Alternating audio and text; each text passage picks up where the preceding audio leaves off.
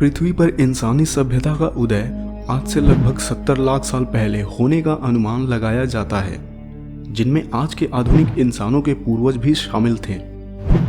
पृथ्वी पर जीवन लगभग 30 करोड़ साल पहले आया और माना जाता है कि इस समय के दौरान खुद पृथ्वी पर डायनासोर जैसे कई जीवों की सभ्यता बनी और खत्म हुई। पृथ्वी पर होने वाली क्रमागत विकास भी इन सभ्यताओं के विनाश का मूल कारण बने। आज के समय में ज्यादातर लोग को लगता है कि हमारी पृथ्वी बिग बैंग के कारण बनी है, लेकिन असल बात तो ये है कि हम इंसान पृथ्वी के उत्पत्ति के असल रहस्य को आज तक ढूंढने में सफल ही नहीं हुए। रिसर्च की माने तो हमारे सौरमंडल के बनने के करीब 10 करोड़ साल के अंदर ही हमारी पृथ्वी बनी। पृथ्वी के उत्पत्ति का मूल कारण 10 सीरीज टक्करों को भी माना जाता है। हर एक धमाके से निकलने वाले पत्थर के टुकड़े धीरे धीरे इकट्ठा होकर पृथ्वी को बनाते गए।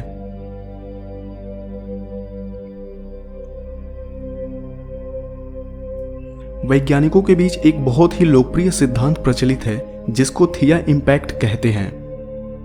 आज से कई अरबों साल पहले मंगल जैसा दिखने वाला थिया नाम का एक सेलेस्टियल बॉडी पृथ्वी के साथ टकराया था, जो लगभग मंगल ग्रह के आकार जितना ही था। टक्कर के कारण पृथ्वी पर जो एटमॉस्फेयर मौजूद था वह पूरी तरह से खत्म हो गया और टक्कर से निकलने वाले पत्थरों के टुकड़े आपस में जुड़ते चले गए, जो आगे चलकर हमारा चांद बना। आज आप जिस पृथ्वी को देख रहे हैं उसको बनने में थिया का बहुत बड़ा हाथ है, क्योंकि टक्कर के बाद पृथ्वी के क्लाइमेट में ऑक्सीजन की मात्रा बढ़ी और जीवन की उत्पत्ति हुई। आज भी कुछ वैज्ञानिकों का मानना है कि टक्कर से पहले की पृथ्वी पर जो क्लाइमेट मौजूद था वही क्लाइमेट अभी भी पृथ्वी के केंद्र में मौजूद है।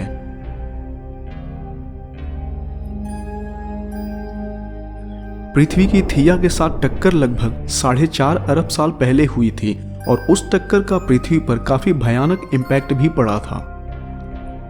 टक्कर की वजह से पृथ्वी पूरी तरह से एक आग का गोला बन गई थी। क्लाइमेट लगभग पूरी तरह से खत्म और एटमॉस्फेयर काफी गर्म हो गया था और हर तरफ सिर्फ लाल लावा और मैग्मा ही दिखाई पड़ता था। आग की नदियां बहती थी और पानी की जगह समंदर में सिर्फ लावा मौजूद था। अगर आप उस समय की पृथ्वी की तुलना आज के वीनस ग्रह के साथ करें तो गलत नहीं होगा। हालांकि उस समय क्लाइमेट लगभग 9 के बराबर ही था, लेकिन कुछ मात्रा में जल के कण अब भी मौजूद थे। बाद में जब पृथ्वी धीरे धीरे ठंडी होने लगी तब जाकर पृथ्वी पर पानी के समंदर बने। उसी समय पृथ्वी पर भारी मात्रा में मौजूद मैग्मा भी ठंडा हुआ और पानी के साथ मिलकर पृथ्वी के सॉलिड सरफेस का निर्माण किया। पृथ्वी के अद्भुत जियोलॉजी के इतिहास में वैसे तो कई सारे प्राचीन मिनरल्स मौजूद हैं, लेकिन जिरकोन्स नाम का एक मिनरल ऐसा भी है जो कि पृथ्वी का सबसे प्राचीन मिनरल है। ये मिनरल पृथ्वी पर लगभग 4.5 अरब साल पहले से ही मौजूद है, यानी पृथ्वी के बनने के समय से ही।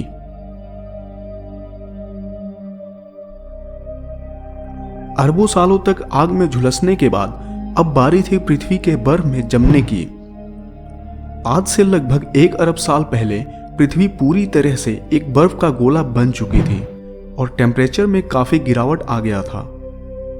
उस समय पूरी की पूरी पृथ्वी बर्फ के मोटे चादर के तले दबी पड़ी थी, इसलिए कई बार पृथ्वी के इस कंडीशन को देखकर वैज्ञानिक इसे स्नोबॉल अर्थ भी कहते हैं।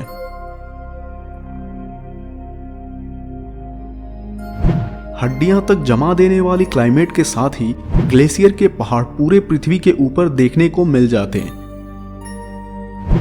ऐसे में जीवन का पृथ्वी पर होना बहुत ही मुश्किल था। पहले से ज्वालामुखियों से निकलने वाली कार्बन डाइऑक्साइड उस समय पृथ्वी के क्लाइमेट में फंस कर रह गई थी, जो कि बाद में पृथ्वी के सतह को काफी ठंडा करने के लिए जिम्मेदार बनी। उसी समय इक्वेटर के पास स्थित जगहों पर भी ग्लेशियर के बड़े बड़े टुकड़ों की मौजूदगी आज भी वैज्ञानिकों को हैरान कर देती है। ऐसे में आप अंदाजा लगा सकते हैं कि पृथ्वी पर जीवन को पनपने के लिए कितने बड़े संघर्ष से गुजरना पड़ा होगा।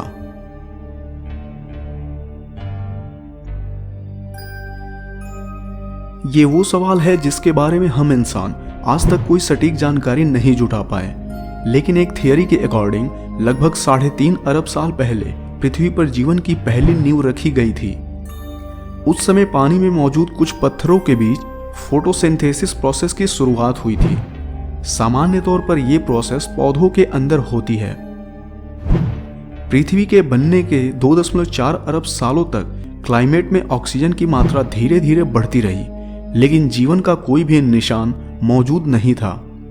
इस समय पृथ्वी पर मौजूद टेक्टोनिक प्लेट के अंदर भी कोई एक्टिविटी नजर नहीं आई, जिसकी वजह से शायद इतने लंबे समय तक जीवन की उत्पत्ति भी नहीं हो पाई। उस वक्त शायद जीवन को पनपने के लिए किसी बदलाव की जरूरत थी, जो कि टेक्टोनिक प्लेट के एक्टिव होने के साथ ही भविष्य में होने वाला था।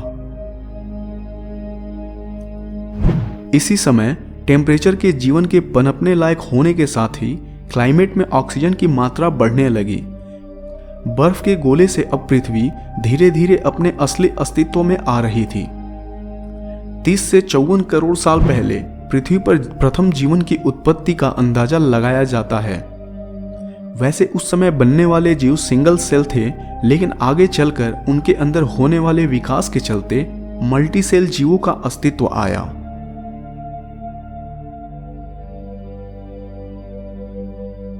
पर्मियन पीरियड पृथ्वी के जियोग्राफिकल हिस्ट्री में एक ऐसा वक्त था जब जीवन को पहली बार भारी तबाही का सामना करना पड़ा।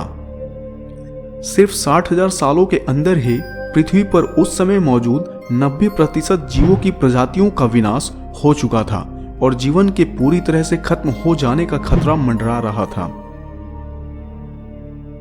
आज से लगभग 25 करोड़ साल पहले इस भयानक काल ने पृथ्वी को अपने चपेट में ले लिया था, लेकिन हैरान करने वाली बात यह है, इसी भयानक समय के दौरान ही डायनासोर का उदय हुआ। हालांकि इसके बाद क्रिटेशियस पीरियड यानी आज से 6 करोड़ साल पहले दोबारा डायनासोर के विनाश के चलते उस समय पृथ्वी से लगभग 85% जीवों की प्रजातियां लुप्त हो गई थी। डायनासोर के लुप्त होने का कारण साइबेरिया में होने वाले विशाल ज्वालामुखी के धमाकों को माना जाता है, लेकिन साथ ही ज्यादातर लोगों का यह भी मानना है कि डायनासोर के खत्म होने का मेन कारण उल्कापिंड का पृथ्वी से टकराना था।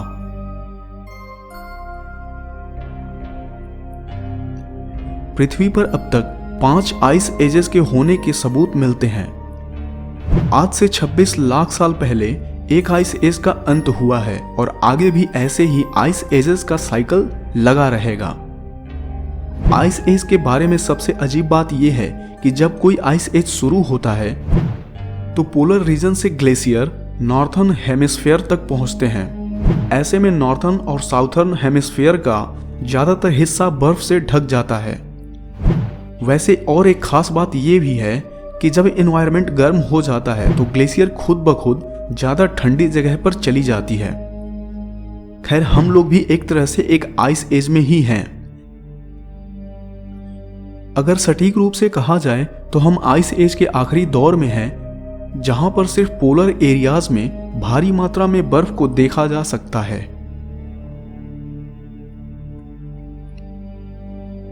आज के समय में हम इंसानों ने जिस तरीके से पृथ्वी पर अपना वर्चस्व कायम किया है, उसको देखते हुए वैज्ञानिक इस टाइम पीरियड को प्लास्टिसीन का नाम देते हैं। ये नाम सुनने में थोड़ा अजीब लगेगा क्योंकि इस शब्द में आपको प्लास्टिक की मौजूदगी देखने को मिलेगी।